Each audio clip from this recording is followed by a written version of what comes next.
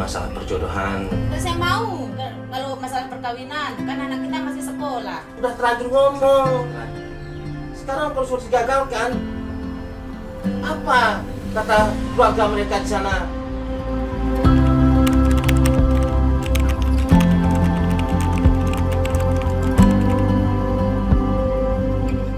Orang tua akan menikahkan anaknya agar terbebas dari kemiskinan itu. Kalau persepsi masyarakat tuh kalau anaknya sudah nikah otomatis berkurang tanggungannya, tetapi justru muncul masalah-masalah baru lagi di situ. Padahal belum tentu itu menjadi keinginan anak. Tetapi dalam konteks ini yang harus dibongkar.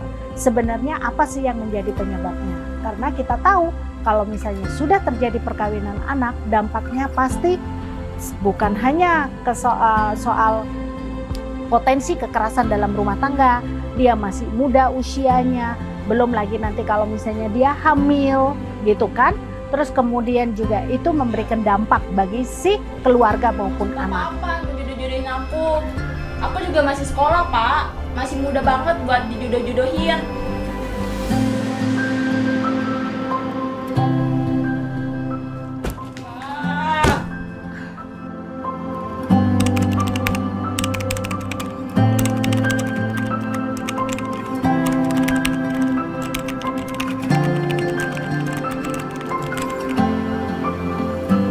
Kita susunlah, kita diskusikan, kami advokasi dengan pemerintah kabupaten, dalam hal ini Pak Bupati, yang langsung membuat surat keputusan penetapan tentang Desa Ramah Perempuan dan Peduli Anak, yang beberapa bulan yang lalu kegiatan itu dilaunching oleh Bu Menteri sendiri langsung.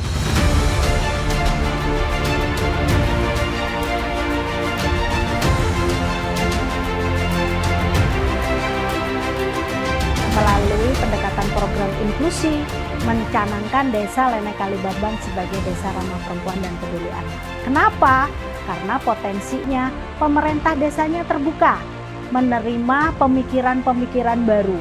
Kami di pemerintah desa bersama lembaga yang ada membuat Perdes DRPPA. Untuk mewujudkan perdes tersebut tentunya mengalokasikan dana agar bisa berjalan sesuai dengan harapan apa perdes yang kita buat. Kami pemerintah desa sangat mendukung program Desa Ramah Perempuan dan Anak, sehingga kami desa mengalokasikan dana untuk dalam hal ini, karena kami berpikir bahwa masa depan anak ini perlu diperhatikan dan perempuan-perempuan ini bisa mandiri.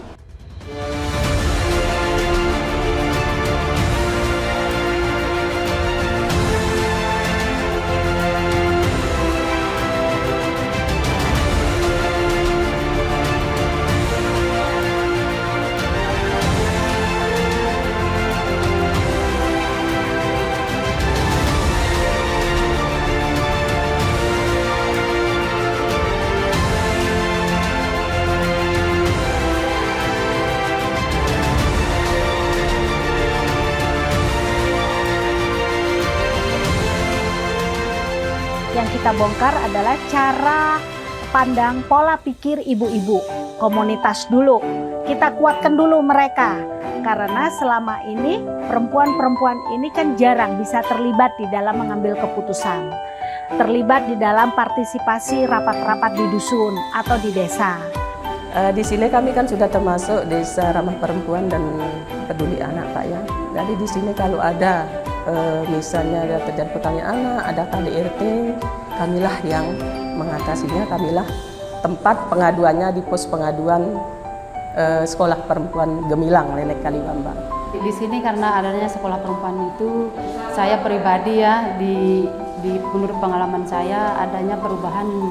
Kita sebagai perempuan berani berbicara, juga berani mengambil keputusan, dan dalam misalkan juga untuk membantu masyarakat, berani untuk bisa membantu masyarakat sampai masyarakat permasalahannya tuntas.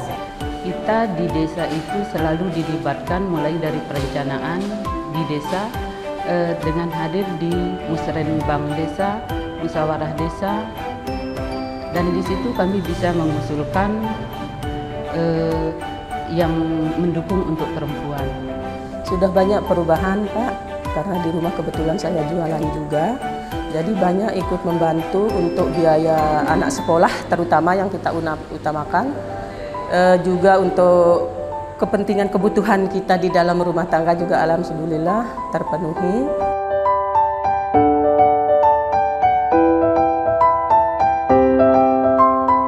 Dalam konteks Lombok, Nusa Tenggara Barat ini, konteks persoalan perkawinan anak itu juga menjadi konteks yang isu yang sangat krusial tentang pencegahan dan pendewasaan usia perkawinan. Itu yang kemudian melalui kebijakan Bapak Bupati, seluruh desa harus punya perdes pencegahan perkawinan anak, yang kemudian itu ditangkap oleh sebagai momen ya, pendekatan ibu-ibu sekolah perempuan untuk terus mendesakkan. Nah, salah satunya perdesnya disosialisasikan. Kalau begitu saya tidak jadi menjodohkan anak saya si Adila. Terima kasih banyak Bu.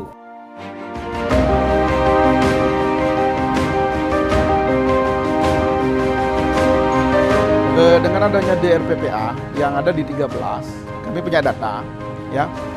Dari awal 2019 sebelum terbentuk DRPPA ini, angkanya perkawinan anak cukup tinggi. Tetapi setelah itu mulai berangsur-angsur sampai sekarang ini angka terutama di 13 desa itu yang sudah dicanangkan desa ramah perempuan dan perempuan itu cenderung menurun bahkan sampai 0. Kalian mau nggak dinikahkan? Enggak. Kenapa coba? Kalau saya enggak Bu, kemarin ada teman saya yang mau melahirkan tapi keguguran. Kalau saya tuh mau mencapai cita-cita dulu dan banggain orang tua. Kita kan masih umurnya masih bawah Bu, nggak mungkin kita kan di bawah masih sekolah juga.